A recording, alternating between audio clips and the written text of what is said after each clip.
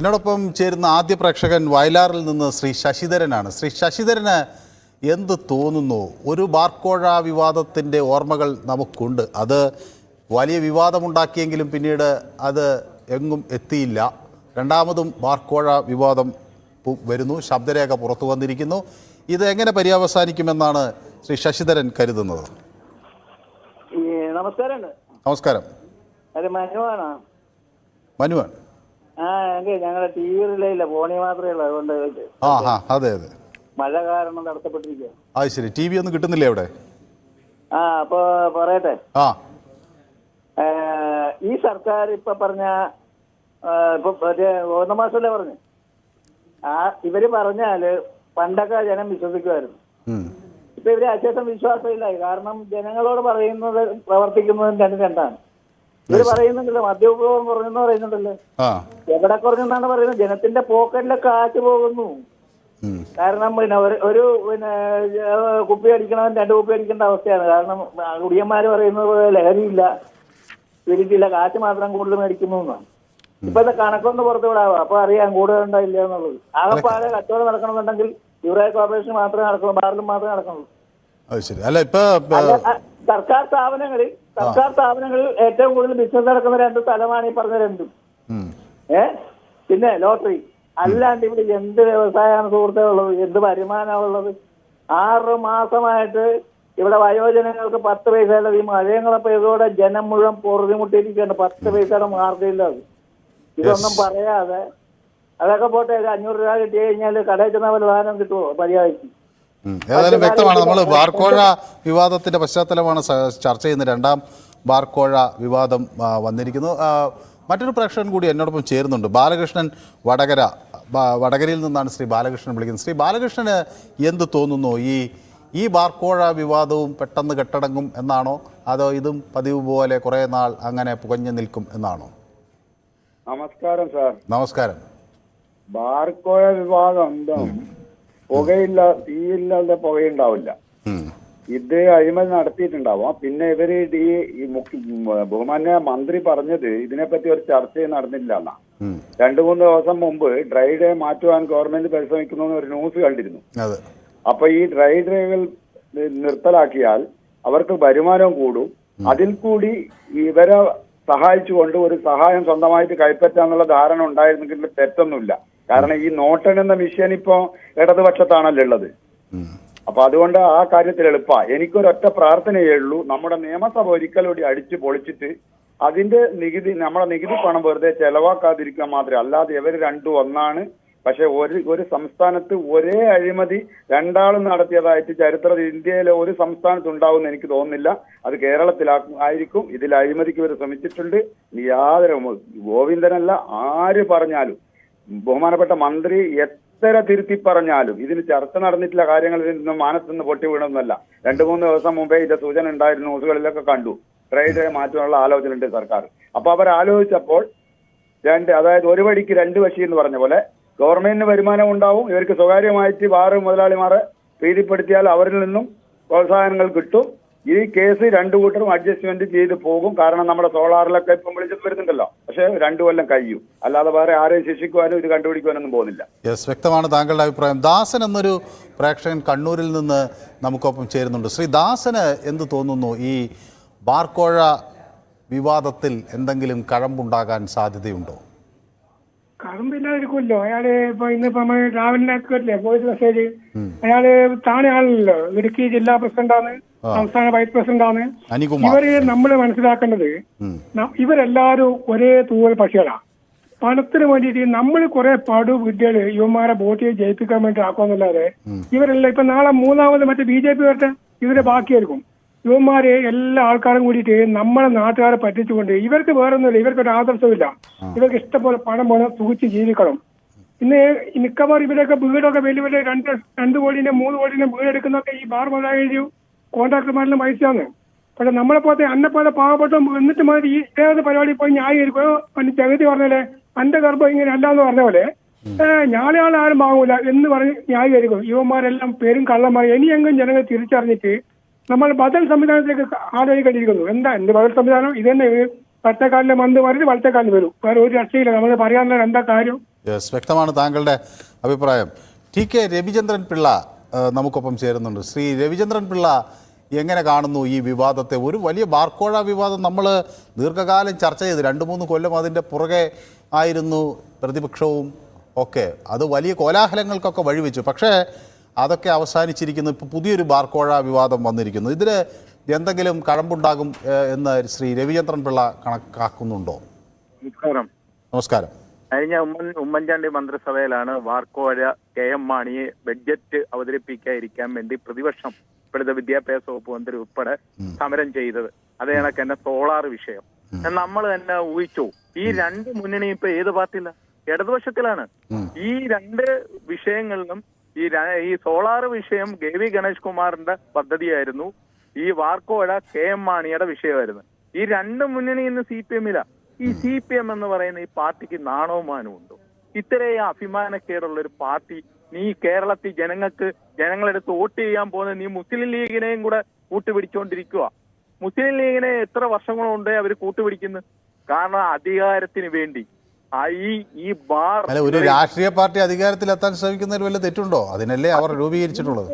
Communist party എന്ന് പറയുന്നത് പണ്ട് AK-ജിയും P. കൃഷ്ണപിള്ളയും ഒക്കെ ഉള്ള പാർട്ടി എന്ന് പറയുന്നത് കമ്മ്യൂണിസ്റ്റ് പാർട്ടി എന്ന് പറയുന്നത് തൊഴിലാളികളെ പാർട്ടിയാ. ഇത് P. കൃഷ്ണപിള്ള, AK-ജി, PK നായനാർ ഇവരൊക്കെ യഥാർത്ഥ കമ്മ്യൂണിസ്റ്റുകാരാണ്. ഇപ്പൊ ഇരിക്കുന്നത് കമ്മ്യൂണിസ്റ്റ് ആണോ? ഇപ്പൊ ഇരിക്കുന്നത് മുതലാളിയുടെ പാർട്ടിയാണ്. ഏതെങ്കിലും ഒരു കമ്മ്യൂണിസ്റ്റുകാരൻ ഈ പാർട്ടിയിലുണ്ടോ?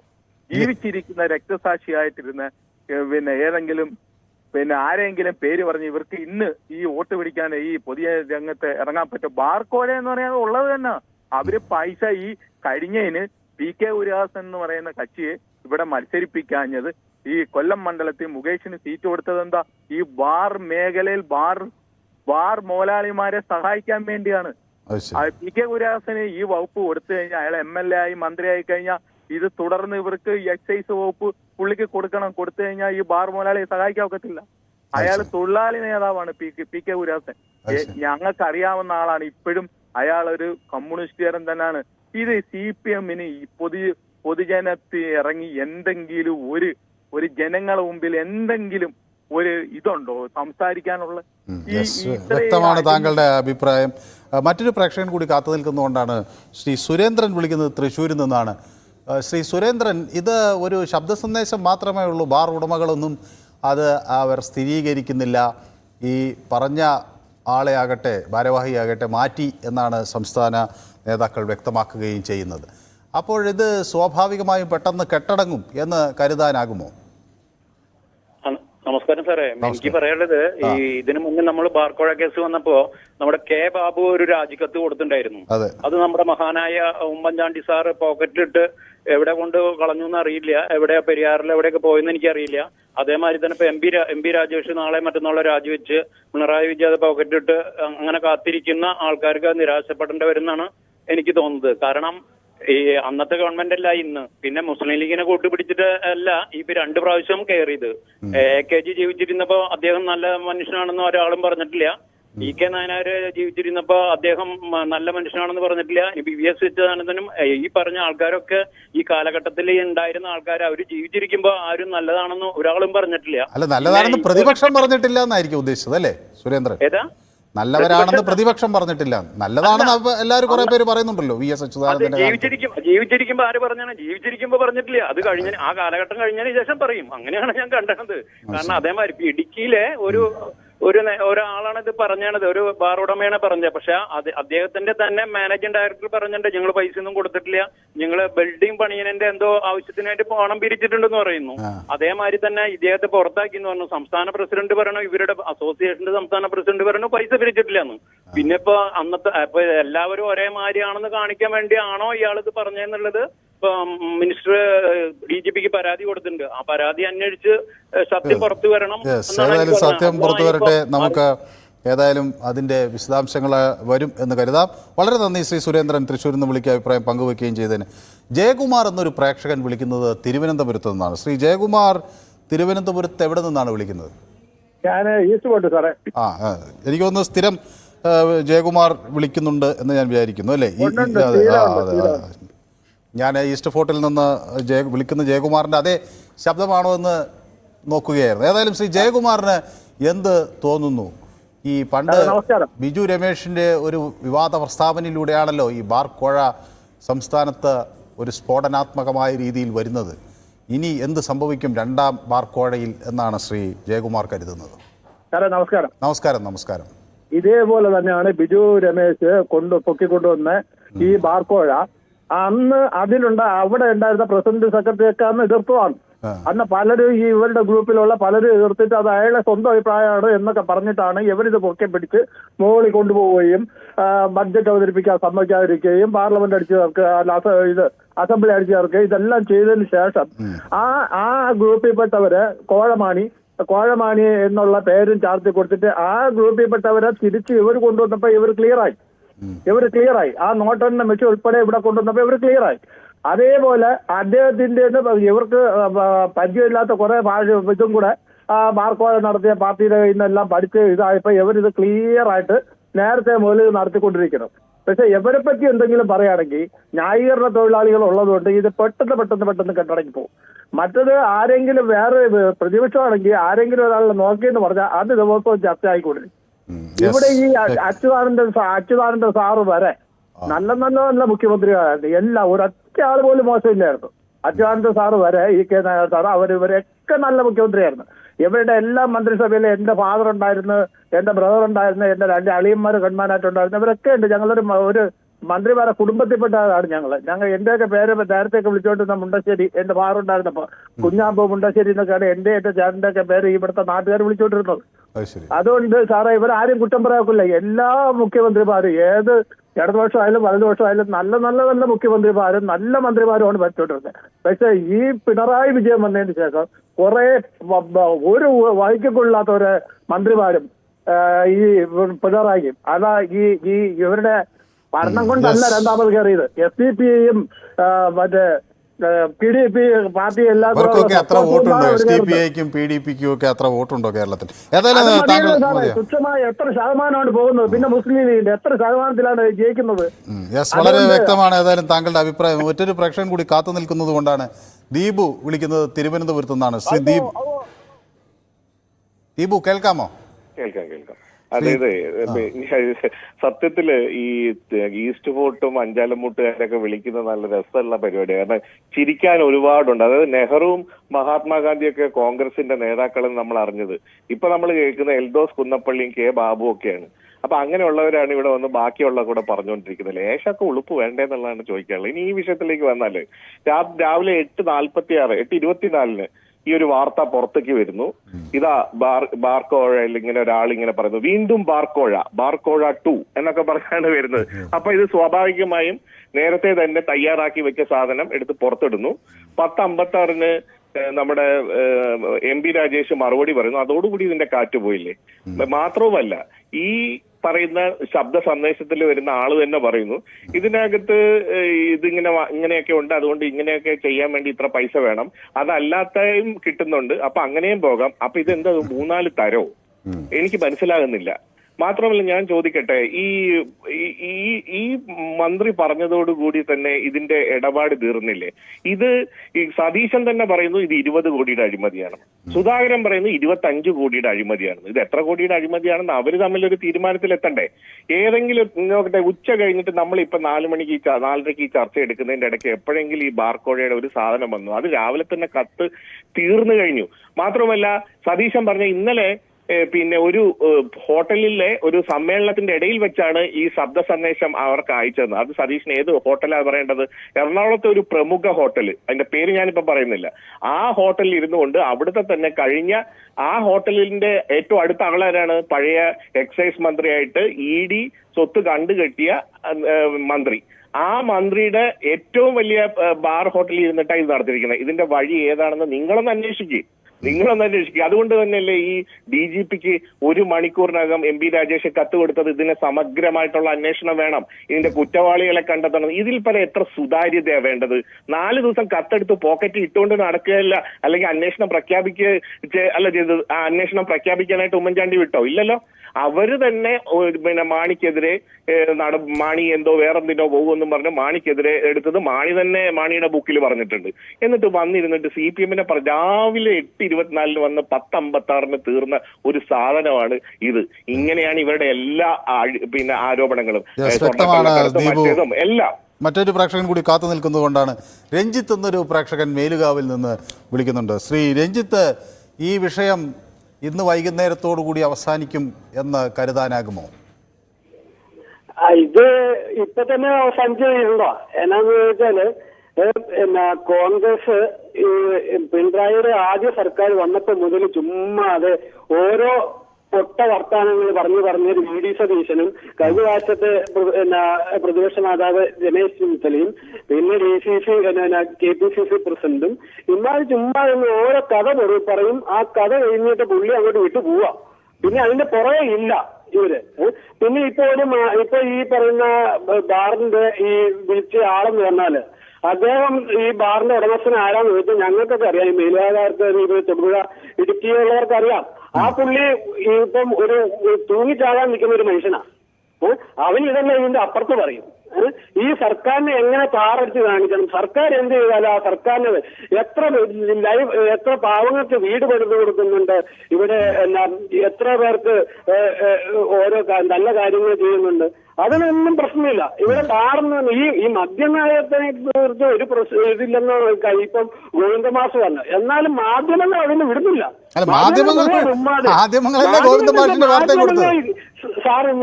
അല്ല, ഞാൻ ചോദിക്കുന്നത് ശ്രീ രഞ്ജിത്തിനോട് ഞാനൊരു കാര്യം രഞ്ജിത്തിനോട് അങ്ങോട്ട് ചോദിക്കട്ടെ.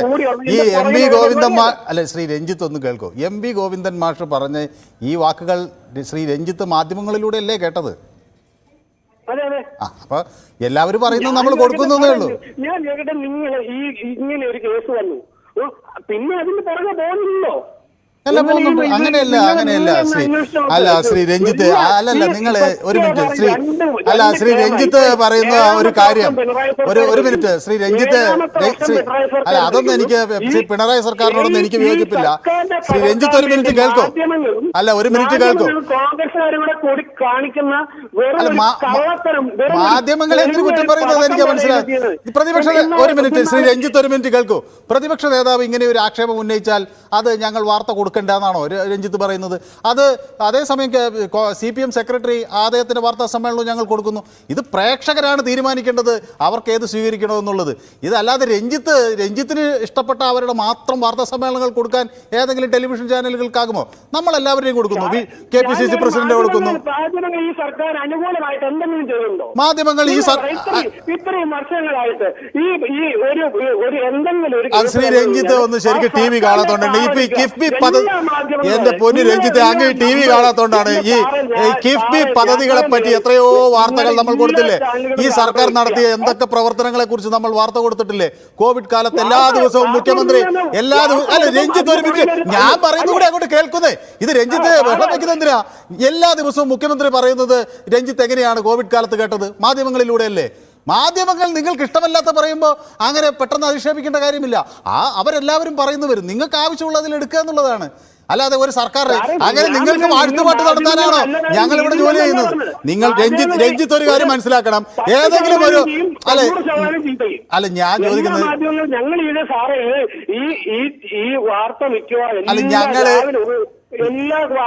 ഞാൻ ചോദിക്കുന്ന രഞ്ജിത്ത്, ഞങ്ങൾ വെറുതെ പറഞ്ഞതല്ല. ഇങ്ങനെ ഒരു വാർത്ത പുറത്തു വരുന്നു, പ്രതിപക്ഷ നേതാവിൻ്റെ ഒരു ആരോപണം വരുന്നു, KPCC അധ്യക്ഷൻ ഒരു ആരോപണം പറയുന്നു, ഒപ്പം MP രാജേഷ് അതിന് മറുപടി പറയുന്നു, അതിനുശേഷം MP ഗോവിന്ദൻ മാഷ്ട വാർത്ത വരുന്നു, അത് VM സുധീരൻ അദ്ദേഹത്തിന്റെ പ്രതികരണം നടത്തുന്നു. അപ്പൊ ആളുകൾക്ക് അവർക്ക് പറയാൻ ഇപ്പൊ രഞ്ജിത്തിന് ഒരു പ്രതികരണം നടത്താൻ ഒരു അവസരം ഞങ്ങൾ തരില്ലേ? അത് രഞ്ജിത്ത് CPM-ന് അനുകൂലമായി സംസാരിക്കുന്നു. ഉടനെ ആളെ BJP-കാരൊക്കെ എന്നെ വിളിച്ചിട്ട് രഞ്ജിത്തിന് കൂടുതൽ സമയം കൊടുത്തിരിക്കുന്നു, അദ്ദേഹം CPM-കാരനാണ് എന്ന് പറഞ്ഞാൽ അതിൽ എന്തെങ്കിലും കാര്യമുണ്ടോ? എല്ലാവരും പറയുന്നതും കൊടുക്കുക എന്നുള്ളതാണ്. പൊതുവേദിയിൽ ഇപ്പോൾ രഞ്ജിത്ത് ഇത് എന്തുകൊണ്ടാണ് കാണുന്നത്? രഞ്ജിത്തിനെ പോലെ CPM-ന് അനുകൂലമായി ചിന്തിക്കുന്നവർക്ക് അവരുടെ കാര്യങ്ങളും പറയാം. MP ഗോവിന്ദൻ മാഷ് അതേപോലെ വാർത്താ സമ്മേളനം നടക്കുമ്പോൾ ഞങ്ങളെ ക്ഷണിക്കുന്നത് എന്തുകൊണ്ടാണ്? അദ്ദേഹത്തിന് പറയാനുള്ളത് ഇതിന്റെ പ്രേക്ഷകർക്കും കൂടി കേൾക്കണം എന്നതുകൊണ്ടാണ്. അല്ലാതെ മാധ്യമങ്ങൾ ഞങ്ങൾക്ക് ഇഷ്ടമല്ലാത്തത് പറഞ്ഞു എന്നാൽ ഉടനെ അവരെ അങ്ങ് കുറ്റപ്പെടുത്തി കളയാം എന്ന് പറയുന്നത് ശരിയല്ല. അപ്പൊ ചില രാഷ്ട്രീയ പാർട്ടികളുടെ അല്ല, അങ്ങക്ക് ഇഷ്ടമല്ലാത്ത കാര്യങ്ങളുണ്ടാവും. താറടിക്കാൻ വേണ്ടി അതിനകത്ത് സാറ് എന്ത് പറഞ്ഞാലും അല്ല അങ്ങ് മാധ്യമങ്ങൾ അല്ല രഞ്ജിത്ത് ഒരു കാര്യം മനസ്സിലാക്കണം. രഞ്ജിത്ത്, എന്റെ പൊന്ന് രഞ്ജിത്ത്, ഒരു കാര്യം മനസ്സിലാക്കണം. മാധ്യമങ്ങൾ എന്ന് പറഞ്ഞാൽ അല്ല പറയുന്ന അങ്ങോട്ട് കേൾക്കുന്നേ. അല്ല ഞാൻ പറയുന്നത് കാലത്തിന് ശേഷം ഈ സർക്കാർ അല്ല ഇതാണല്ലോ രഞ്ജിത്ത് ആദ്യം പറഞ്ഞത്. ഈ സർക്കാരിനെ മാത്രമല്ല എല്ലാ സർക്കാരുകളെയും വിമർശിക്കുന്നവരാണ് മാധ്യമങ്ങൾ. മാധ്യമങ്ങൾ ഒരു പ്രതിപക്ഷത്തിന്റെ റോളാണ് വഹിക്കേണ്ടത്. അതാണ് ഒരു മാധ്യമ ചിന്താഗതി. മാധ്യമങ്ങൾ എന്ന് പറഞ്ഞാൽ വാഴ്ത്തുപാട്ടുകൾ നടത്തുന്നവരല്ല, അങ്ങയുടെ ഏതെങ്കിലും ഒരു സർക്കാരിനെയോ അങ്ങേയറ്റം പുകഴ്ത്തുന്നവരല്ല. അതിലെപ്പോഴും വിശകലനങ്ങൾക്ക് വിധേയമാക്കുക, ശരി ഏതെന്ന് കണ്ടെത്തുക, അതിന് ജനങ്ങളെ സഹായിക്കുക. ചിലപ്പോൾ മാധ്യമങ്ങൾക്കും തെറ്റുപറ്റാം, വിശകലനങ്ങൾ പാഴായി പോകാം. ഇപ്പൊ ബാർക്കോഴ കേസ് എന്ന് പറഞ്ഞ് കൊണ്ടുപിടിച്ച് നടന്നത് ആരാ? KM മാണിയെ ഇതുപോലെയുള്ള പ്രശ്നങ്ങളിൽ ബജറ്റ് അവതരിപ്പിക്കാൻ വിടാതിരുന്നത് ആരാ? ഇപ്പൊ നിങ്ങളുടെ നിലപാട് മാറിയില്ലേ? അതേപോലെ കാലങ്ങൾക്കനുസരിച്ച് അന്ന് ഞങ്ങൾ നിങ്ങൾക്കൊപ്പം ആ വാർത്ത നിങ്ങൾ തടയുന്ന വാർത്ത കൊടുത്തിട്ടില്ലേ? അപ്പം ഞങ്ങൾ എന്തെങ്കിലും അതോ വലിയ കുറ്റം ചെയ്തു എന്ന അർത്ഥത്തിൽ എങ്ങനെയാണ് പറയുന്നത്? ഈ സർക്കാരാകുമ്പോൾ വിമർശനത്തിന് വിധേയമാകും. ആദ്യം വിമർശിക്കപ്പെടാൻ കൂടി ഉത്തരവാദിത്തപ്പെട്ടവരാണ് സർക്കാർ എന്ന് മനസ്സിലാക്കണം. അല്ലാതെ വിമർശനത്തിന് അതീതരാണ് സർക്കാർ എന്ന് ചിന്തിക്കുന്നത് ശരിയല്ല. എന്റെ കാര്യങ്ങൾ പറയണല്ലേ?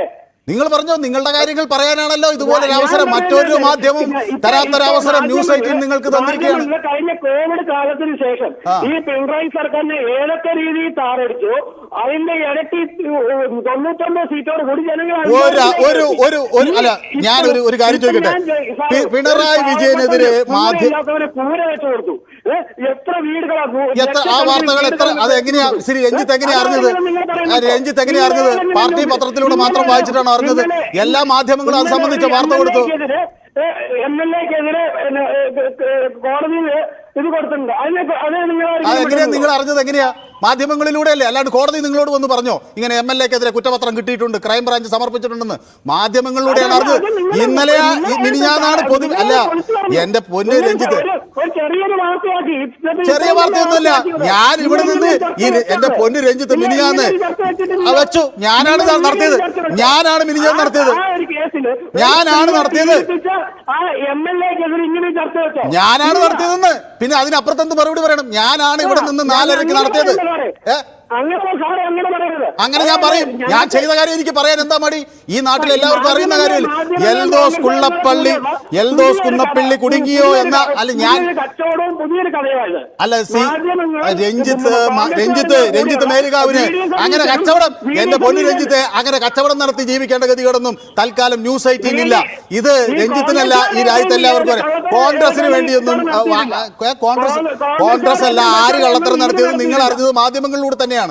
അപ്പൊ മാധ്യമങ്ങളില്ലാത്ത നിങ്ങൾക്ക് വാഴ്ത്തുപാട്ട് പാടുന്ന മാധ്യമങ്ങളെ കണ്ട് സ്വപ്നം കണ്ടിരിക്കുകയാണെങ്കിൽ അതൊന്നും സാധ്യമല്ല. വിമർശനങ്ങൾ ഉണ്ടാകും, വിമർശനങ്ങൾ അതിജീവിക്കാൻ കഴിയണം. നിങ്ങൾ പറഞ്ഞ എൽദോസ് കുന്നപ്പള്ളിക്കെതിരെയുള്ള ചർച്ച മിനിഞ്ഞാന്ന് ഇതേ ചാനലിൽ ഇതേ സമയത്ത് ഇവിടെ നിന്ന് ഞാനാണ് നടത്തിയത്. പിന്നെ എന്നോട് തന്നെ നിങ്ങൾ അങ്ങനെ ചെയ്തിട്ടില്ല എന്ന് പറയുന്നതാണ് യൂട്യൂബിൽ കിടക്കുന്നു. അതിന്റെ വെർഷൻ ഞാൻ എടുത്ത് കാണിക്കണോ? അപ്പോൾ ശ്രീ രഞ്ജിത്തിനെ പോലുള്ളവർ ദിനം ഈ പരിപാടി കാണണമെന്നാണ് എനിക്ക് അഭിപ്രായപ്പെടാനുള്ളത്. അദ്ദേഹം മിനിഞ്ഞാന്ന് ഇത് കണ്ടില്ല എന്നെനിക്ക് തോന്നുന്നു. എല്ലാവർക്കും മോഹൻദാസ് എന്നൊരു പ്രേക്ഷകൻ കൂടി നമുക്കൊപ്പം ചേരുന്നുണ്ട്. വളരെ നന്ദി ശ്രീ രഞ്ജിത്ത്. തർക്കം ഉണ്ടായെങ്കിലും എനിക്ക് താങ്കളോട് വ്യക്തിപരമായ അതിനെ കാണരുത്. തുടർന്നും പൊതുവേദിയിലേക്ക് വിളിക്കണം. മോഹൻദാസ് എന്നൊരു പ്രേക്ഷകൻ കൂടി ആലത്തൂരിൽ നിന്ന് നമുക്കൊപ്പം ചേരുകയാണ്. ശ്രീ മോഹൻദാസ് ഈ ആരോപണത്തെ എങ്ങനെ വിലയിരുത്തുന്നു? അയ്യോ, ഞാൻ ഒരു സന്തോഷത്തിനോ സമാധാനത്തിനോ സത്യത്തിൽ ഈ 80ാമത്തെ വയസ്സിൽ ഈ പൊതുവേദിയിലേക്ക് വിളിച്ച് സന്തോഷിക്കുന്നത്. പടമേടിച്ച് പന്തളത്തി വന്നപ്പോൾ അവിടെ പന്തം കൊളുത്തി പടാന്ന് പറഞ്ഞ പോലെയായോ? അതെ, ബിപിയുടെ ഗുളിക 2 പോയി കഴിച്ചപ്പോ തല കറങ്ങി പറഞ്ഞിട്ട് അത് മനുവായിട്ട് ഇത് വരുമ്പോ നമുക്ക് കുറച്ചും കൂടി എന്റെ ഒരു ഫാമിലി മെമ്പറെ പോലെയാണ് ഞാൻ കണക്കാക്കുന്നത്. പിന്നെ വേറൊരു വിഷയം കൂടി പറയാം. ഞാൻ എന്താ പറയാം, അതായത് ഈ പലരും ഈ നമ്മൾ വിളിക്കുന്നവരെ വേറൊരു പ്രേക്ഷകന് നിശ്ചിതമായി വിമർശിക്കാനുള്ള യാതൊരു അധികാരമില്ല. അത് ഞങ്ങൾ പലതവണ ഇതിൽ പറഞ്ഞിട്ടുള്ളതാണ്. പക്ഷെ ആളുകള് സ്വാഭാവികമായി ഇപ്പൊ അഞ്ചാലുമൂട്ടുകാരനെ ഉളുപ്പുണ്ടോ എന്നൊക്കെ ചോദിച്ചിട്ട് ഇങ്ങനെ ഒരു ഓക്വേഡ് പ്രയോഗം പ്രയോഗിക്കുന്നത്. ആർക്കും ഇത് പറയാമല്ലോ. ഞാനും വിളിച്ചിട്ട് വേറെ കണ്ടിട്ടുണ്ടൊക്കെ പറയാം. പക്ഷെ അത് ശരിയല്ലല്ലോ. അത് അവര് ചിന്തിക്കണം. അത് ശരിയല്ല. അത് സമ്മതിക്കരുത് സാറേ, സമ്മതിക്കരുത്. ഇത് മോശമാണ്. വിഷയം പറയുന്നത് ശരിയാണ്. പക്ഷെ ഈ വിഷയത്തിൽ വന്നാല് ഇത് മോഹൻലാൽ സിനിമ പോലെ ദൃശ്യം 2 ദൃശ്യം 1 എന്നൊക്കെ പറഞ്ഞ പോലെ ബാർക്കോഴ 2, ഇനി മറ്റേ അതുപോലെ തന്നെ ഈ സോളാർ കേസ് 2 അതും വരും. അത് മാത്രമല്ല ഇത് എന്തൊരു കഷ്ടമായി പറയുന്നത്. ഇത് ഒരു തീരുമാനം ആയിട്ടൊന്നുമില്ല. ഇനിയിപ്പോ അതിന്റെ സത്യാവസ്ഥ എന്താന്ന് പറയാം. എന്തായാലും ഇതുകൊണ്ടൊരു ഗുണം കിട്ടിയത് പ്രതിപക്ഷത്തിനാണ്. ഇത് 10-ാം തീയതി ഇറങ്ങി പോകാനും അവിടെ ബഹളം ഉണ്ടാക്കാനൊക്കെ സൗകര്യമായി പോയത്. അത്രേ ഉള്ളൂ. അല്ലാണ്ട് ഇപ്പൊ അപ്പോഴേക്കും നമ്മുടെ രാജേഷ് രാജിവെക്കണം ഒരാള്. അത് ഒന്നുകൂടി കടത്തി പറഞ്ഞു KC വേണുഗോപാല് മുഖ്യമന്ത്രിക്ക് ഇതിന് പങ്കുണ്ട്, അതും അന്വേഷിക്കണമെന്ന്. ഇത് എന്തൊരു നാടാണ് സാർ ഇത്. ഏതായാലും വളരെ വ്യക്തമാണ്. നമ്മുടെ സമയം അതിക്രമിക്കാറായി. അൽത്താഫ് എരുമേലിയിൽ നിന്ന് വിളിക്കുന്നു. അൽത്താഫ്, വളരെ ചുരുങ്ങിയ വാക്കുകളിൽ നമ്മുടെ സമയം കഴിയാറായി. വളരെ ചുരുങ്ങിയ വാക്കുകളിൽ ഈ കേസ് എങ്ങനെ ഇന്ന് വൈകുന്നേരത്തോടെ കൂടി തീരുമോ, അതോ ഇതും പുകഞ്ഞ് അങ്ങനെ നിൽക്കുമോ? ഞാൻ പെട്ടെന്ന് പറയാം സാർ. ഒരു കാര്യം ചെയ്യണം. ബഹുമാനപ്പെട്ട പ്രതിപക്ഷ നേതാവ് VD സതീശനോട് ഇത് 2024 ഇപ്പോ കേരളം ഭരിക്കുന്ന LDF ആണെന്നും എക്സൈസ് മന്ത്രിയുടെ പേര് MP രാജേഷ് എന്നാണെന്നും മുഖ്യമന്ത്രിയുടെ പേര് പിണറായി വിജയൻ ആണെന്നും ഒന്ന് പറഞ്ഞ് മനസ്സിലാക്കി കൊടുക്കണം. അദ്ദേഹം ഇപ്പോഴും 2011 മുതൽ 2016 തൊട്ടുള്ള ഏതോ ഒരു യൂണിവേഴ്സിലാണ് ജീവിക്കുന്നത്. അതുകൊണ്ടാണ് അദ്ദേഹം എനിക്ക് തോന്നുന്നത് ടെലിഫോൺ ബന്ധത്തിൽ തകരാർ സംഭവിച്ചു. ഏതായാലും അൽത്താഫിൻ്റെ അഭിപ്രായം തുടക്കവരിയിൽ തന്നെ വ്യക്തമായിരുന്നു. ഇതിൽ അദ്ദേഹം ഈ അഴിമതി നടന്നുവെന്ന് വിശ്വസിക്കുന്നില്ല എന്നാണ് അൽത്താഫ് പറയുന്നത്. ഏതായാലും ഈ വിഷയം ഞങ്ങൾ പ്രേക്ഷകർക്ക് മുന്നിലും യൂട്യൂബ് വഴി ചർച്ചയ്ക്ക് വെച്ചിരുന്നു. ഈ ബാർക്കോഴ 2.0 എന്നറിയപ്പെടുന്ന ഈ പുതിയ വിവാദം അത് ഉണ്ടയില്ലാത്ത ഒരു വെടി മാത്രമാകുമോ എന്ന ചോദ്യത്തിന് 38% ആളുകൾ അത് ഉണ്ടയില്ലാത്ത വെടിയായി പരിണമിക്കും എന്ന് പറയുന്നു. അതേസമയം 62% ആളുകൾ തീയില്ലാതെ പുകയുണ്ടാകില്ല, അതിലെന്തെങ്കിലും കഴമ്പ് കാണും എന്നുകൂടി വ്യക്തമാക്കുന്നു. ഇന്നത്തെ പൊതുവേദി ഇവിടെ സമാപിക്കുന്നു. സംവാദങ്ങളുണ്ടാകാം, പക്ഷേ പൊതുവേദി തുടരും. നാളെ വീണ്ടും കാണാം.